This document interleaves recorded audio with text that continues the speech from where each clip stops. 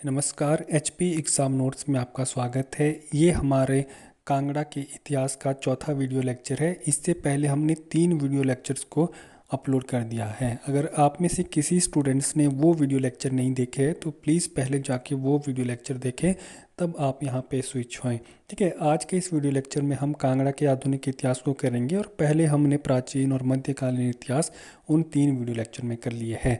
अब अगर हम आधुनिक इतिहास की बात करें तो यहाँ इस समय कांगड़ा के राजा कौन थे? घमंडचंद थे।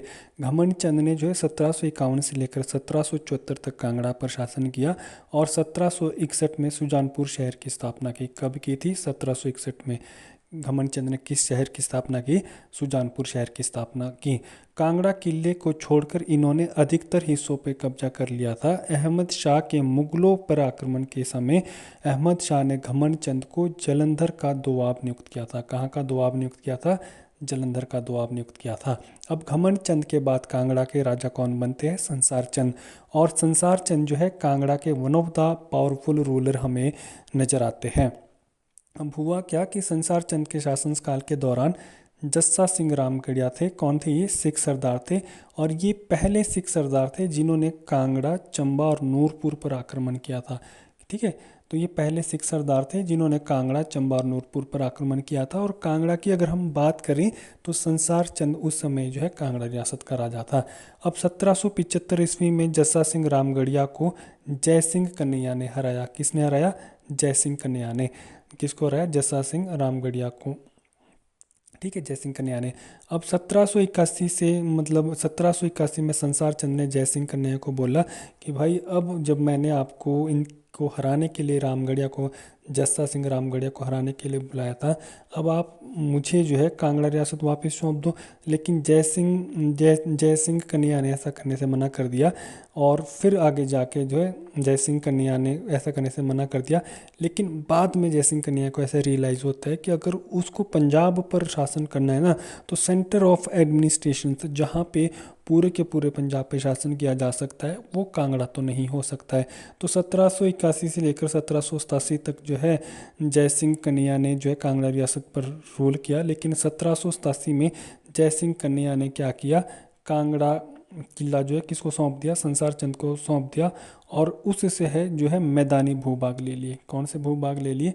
मैदानी भूभाग ले लिए। ये हमारे जय सिंह रामगढ़िया है और ये हमारे जस्सा सिंह कन्हैया है। तो ये दोनों आप लोगों ने देख के आप लोग को हल्का फुल्का समझ आ जाएगा। नाम से तो ये थोड़ा सा डिफिकल्ट है इनको शिफ्ट करना इधर से उधर, लेकिन आप लोगों ने देखना है कि कांगड़ा पर पहला सिख सरदार कौन था जिसने कांगड़ा पर आक्रमण किया था? वो था जस्सा सिंह रामगढ़िया। ठीक है, अब जो है इनके साथ जय सिंह कन्हैया के साथ संसार चंद की सेटलमेंट हो जाती है और इस सेटलमेंट के तहत जो है जय सिंह कन्हैया ने कांगड़ा किला संसार चंद को दे दिया और मैदानी भूभाग संसार चंद से ले लिए, क्योंकि उनको लगता है कि भाई कांगड़ा से सेंटर ऑफ एडमिनिस्ट्रेशन नहीं हो सकता है।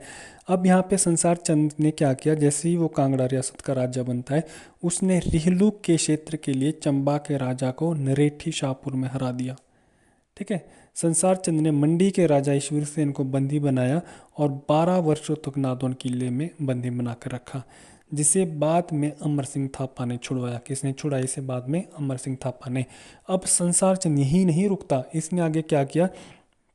इसने आगे जो है 1794 ईस्वी में बिलासपुर पर आक्रमण किया और उस समय बिलासपुर का राजा कौन था? महान चंद था। ये तो हमने बिलासपुर के केस में भी पढ़ा था।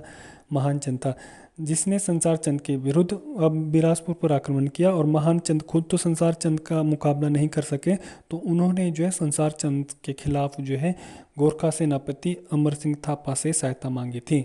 बाद में गोरखा सेनापति अमर सिंह थापा आता है और संसार चंद को हरा देता है। क्या कर देता है? संसार चंद को हरा देता है और बिलासपुर को आज़ाद करता है। तो ये जो संसार चंद ने बिलासपुर पर आक्रमण किया था ना, इसे ही जो है संसार चंद के पतन का कारण भी माना जाता है। लेकिन इम्पोर्टेंट डेवलपमेंट यहाँ पे क्या हुई कि संसार चंद को अपने शासनकाल के दौरान एक नोखू गदन से प्रेम हो जाता है। कौन होती है? नोखू गदन से प्रेम हो जाता है। तो ये भी पूछा जाता है कि भी कांगड़ा के उस राजा का नाम बताइए जो एक गद्दन से प्रेम कर बैठते, तो कौन है? संसार चंद। और दूसरा क्वेश्चन ये भी आता है संसार चंद के पतन का कारण क्या था? बिलासपुर पे आक्रमण करना। और तीसरा क्वेश्चन ये आएगा कि संसार चंद ने जो है मंडी के किस राजा को नादौन किले में 12 वर्षों तक बंदी बना के रखा था, तो दैट वाज ईश्वरी सेन। किसको? ईश्वरी सेन को। और रिहलू के लिए चंबा के राजा को कहाँ हराया था? नेरेठी शाहपुर में हराया था। ठीक है, अब आगे क्या हुआ? 1805 में अमर सिंह थापा ने बिलासपुर, सुकेत, सिरमौर, चंबा की सहायता से मिलकर हमीरपुर के महल मौर्या में संसार चंद को युद्ध में हराया, जिसमें संसार चंद की हार हो जाती है। क्या हो जाती है? हार हो जाती है।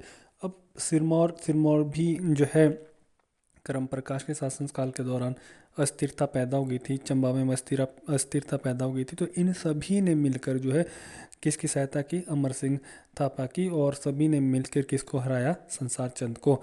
1809 ईस्वी में संसार चंद ने महाराजा रंजीत सिंह के साथ ज्वालामुखी की संधि की।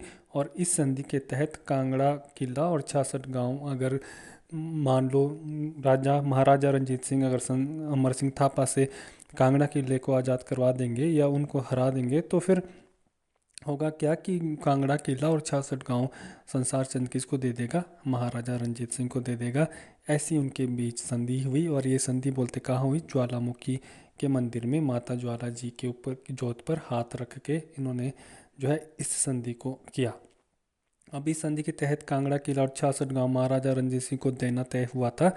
बाद में महाराजा रंजीत सिंह ने गोरखा सेनापति अमर सिंह थापा को हराया और देसा सिंह मजीठिया को कांगड़ा किले का निजाम नियुक्त किया। किसको? देसा सिंह मजीठिया को। तो बाद में जो है महाराजा रंजीत सिंह द्वारा अमर सिंह थापा को हरा दिया गया और कांगड़ा किला और 66 गांव किसके अधीन आ गए? महाराजा रंजीत सिंह के अधीन आ गए। और महाराजा रंजीत सिंह ने जो है कांगड़ा किले का अगला किलेदार किसे नियुक्त किया? देसा सिंह मजीठिया को। लेकिन फिर 1824 में क्या हो जाता है? संसार चंद की मृत्यु हो जाती है। ठीक है, ज्वालामुखी संधि किसके बीच में हुई थी? महाराजा रंजीत सिंह और संसार चंद के बीच। इस संधि में क्या निर्धारित हुए थे? कांगड़ा किला और 66 गांव किसको? महाराजा रंजीत सिंह को देना तय हुए थे। आगे देखते हैं अगला राजा कौन बनता है। अच्छा, अब यहाँ पे कुछ ट्रैवलर थे जो राजा संसार चंद के शासनकाल के दौरान क्या हुए थे? कांगड़ा विजिट किया था। तो सबसे पहले यहाँ पे थे जॉर्ज फॉरेस्टर थे, जो 1783 ईस्वी में कहाँ आए थे? कांगड़ा विजिट किया था। और ये है हमारे जॉर्ज फॉरेस्टर। फिर विलियम मूरक्राफ्ट थे, मोस्ट इंपॉर्टेंट है, जो जिन्होंने 1820 में कांगड़ा की यात्रा की। तो ये विलियम मूरक्राफ्ट है और किसके शासनकाल के दौरान आए थे? संसार चंद के शासनकाल के दौरान आए थे। ये जॉर्ज ट्राइबेक थे जो 1820 में जो है जिन्होंने कांगड़ा की यात्रा की थी। तो ये तीनों ट्रेवलर्स की पिक हमें बड़ी मुश्किल से मिली है, हम लोगों ने आपको के लिए लगा रखी है ताकि आप लोगों के माइंड में कॉन्सेप्ट जो है अच्छे से सेट हो सके। अगर आप हमारे वर्क को पसंद करते हैं तो प्लीज़ आप हमारे यूट्यूब चैनल को सब्सक्राइब कर सकते हैं। आगे क्या हुआ कि महाराजा रंजीत सिंह के पास कांगड़ा किला आ गया। महाराजा रंजीत सिंह ने संसार चंद के बेटे अनिरुद्ध चंद को फतेह सिंह अहुलवालिया के साथ बंधक बना लिया। बाद में 1 लाख रुपए नजराना देकर अनिरुद्ध चंद को वापस से गद्दी पर बिठा दिया गया। महाराजा रंजीत सिंह ने क्या किया? संसार चंद के मरने के बाद उसके बेटे अनिरुद्ध चंद को जो है बंधक बना लिया, लेकिन 1 लाख रुपए नजराना देने पर जो है फिर राजगद्दी पर भी बिठा दिया था, क्योंकि अल्टीमेट तो सबका यही था कि किस तरह से रियासत से कर वसूला जाए ज़्यादा से ज़्यादा। फिर क्या होता है कि अनिरुद्ध चंद 1824 में क्या होता है? अनिरुद्ध चंद राजा बनता है। महाराजा रंजीत सिंह ने अपने प्रधानमंत्री राजा ध्यान सिंह, कौन होते? जम्मू के राजा ध्यान सिंह, अपने प्रधानमंत्री जम्मू के राजा ध्यानचंद, कभी ध्यान सिंह लिखा गया है, कभी ध्यानचंद लिखा गया है, कहीं पे इनको प्रधानमंत्री बोला गया है, कहीं पे इनको राजा बोला गया है जम्मू का।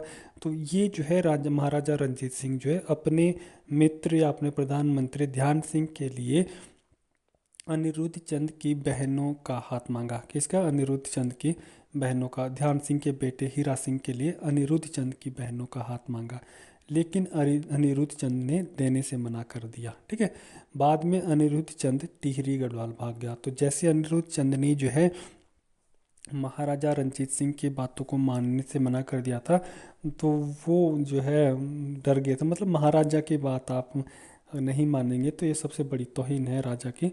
तो महाराजा रंजीत सिंह ने जब उनको ये बात पता चले कि अनिरुद्ध चंद जो है उनकी बात को नहीं मान रहा है, तो उन्होंने क्या किया, उन्होंने कांगड़ा किले की तरफ अपने काफिले को मोड़ लिया कि अब मैं कांगड़ा खुद जाऊंगा, देखता हूँ कि अनिरुद्ध चंद कौन है जो अपनी बहनों का विवाह, या वो कौन है जो मेरी बात नहीं मानता। लेकिन उनके पहुंचने से पहले ही अनिरुद्ध चंद ने जो है वहाँ से कहाँ भाग गया था, टेरी गढ़वाल भाग गया था और वहीं के राजा के साथ अपनी बहनों का विवाह करवाया। अनिरुद्ध चंद के चाचा फतेह चंद ने अपनी पुत्री का विवाह हीरा सिंह से करवाया, क्योंकि महाराजा रंजीत सिंह के क्रोध को फेस कर पाना बहुत कठिन था।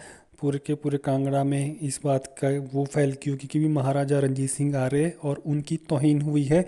किसने की है, अनिरुद्ध चंद ने, उनकी बात ना मानकर। तो सबको ये लग रहा था कि महाराजा रंजीत सिंह बहुत गुस्से में आएंगे, पता नहीं क्या ही करेंगे। तो उनके क्रोध को कम करने के लिए फतेह चंद ने अपनी पुत्री का विवाह किससे करवाया, हीरा सिंह से करवाया। फिर आगे और क्या हुआ कि संसार चंद के रखेल के पुत्र थे जिनका नाम क्या, जोधवीर चंद था, जिनका नाम जोधवीर चंद था। इन्होंने अपनी बहनों का विवाह किसके साथ करवाया, महाराजा रंजीत सिंह के साथ। लेकिन जब हम महाराजा रंजीत सिंह की हिस्ट्री को कभी आप पढ़ना तो वहाँ पे ये बात नहीं मिलेगी कि भाई महाराजा रंजीत सिंह ने कांगड़ा से भी शादी की थी। उनकी काफ़ी सारी वाइफ से थी, लेकिन कांगड़ा से कोई एक भी वाइफ हमें देखने को नहीं मिलती।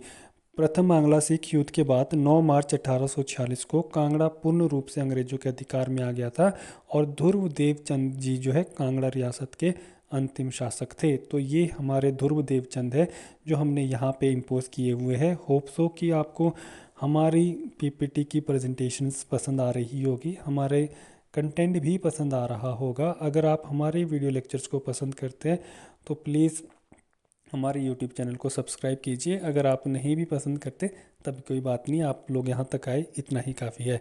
This is all about for the day. अगर आप हमसे मॉक चाहते हैं तो इस नंबर पे हमें आप बता सकते हैं, और अगर आपकी कोई क्वेरीज है तो हमें मेल भी कर सकते हैं hpexamnotes0099@gmail.com। और thanks for the day, bye bye.